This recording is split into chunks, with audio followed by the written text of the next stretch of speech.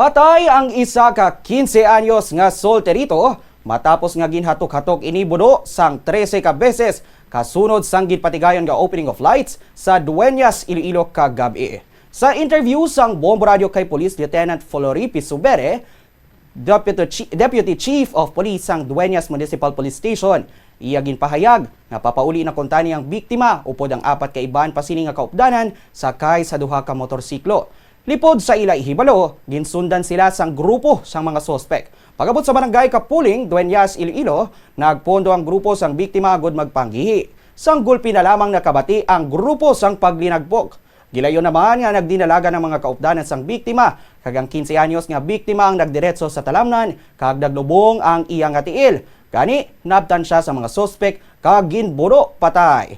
Ginapatihan nga may daan nga hiligot-anon ang duha ka grupo, rason nga tuman ang kaakig sini sa biktima. Ginigagaw pa kuntani nga dalon sang mga residente ang biktima padulong sa ospital. Apang gideklara ini nga dead on arrival. Gilayon naman nga nagpatigayon sang hot pursuit operation ng kapulisan nga nagresulta sa pagkilala kag pag-aresto sa isa ka sospek nga ginkilala kay alias Tamtam, 18 anyos, residente sang Dueñas, Iloilo. Samtang ang duha pagid ka sospek ang na-identify naman sa ilang nga mga alias kag padayon nga ginapangita sang otoridad. Ang aton nga personnel di rinaptaman kag nagabantay. So ginabantayan Manila nga siguro nga wala na sing tawo nga busy man. Kaga dito sila naglinagsanay kagabi. Do may gamay na sila bala nga mga dinumtanay. Ti ang kabataan subong ya magtinulukanay ya hindi mo na maintindihan mapinatupanay na sila.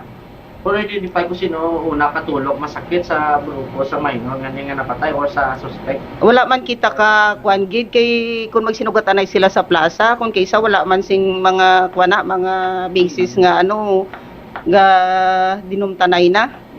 So ang ginalagas man to sila ang grupo nga ni nga napatay ginalagas man to sila kang nagligad nga diri sila nga na intercept namon di kun nga aga dinalagan. Okay. So amo to nga ginhabalya nga ginalagas sila pero hindi nila kuno kilala sa itsura lang. Amo man to. Oo, amo man.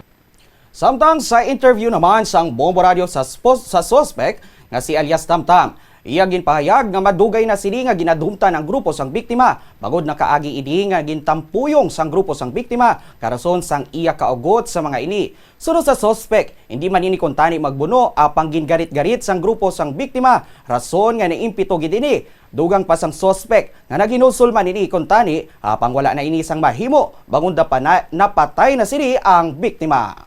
No ay madato. Te garit-garit na mo. Garit-garit ako, gapi manang ko, garit-garitan ako. Bagat ako nagsunod na taken. Tapos mabalik pa dad senda. Nga bira marad na mati, ano mo day. Lagso namon. Paglagas namon, nagdaralagan na tapos isa naglumpat stram na namoton dakpa namon isa. Kaya mo to. Yan sinoman, puro man senda mo. Sino man dakpan mo to? Nagdasal madadi. Namaday na himo doon. Tabo ron? Tabo doon. Padat memo ay natabo doon.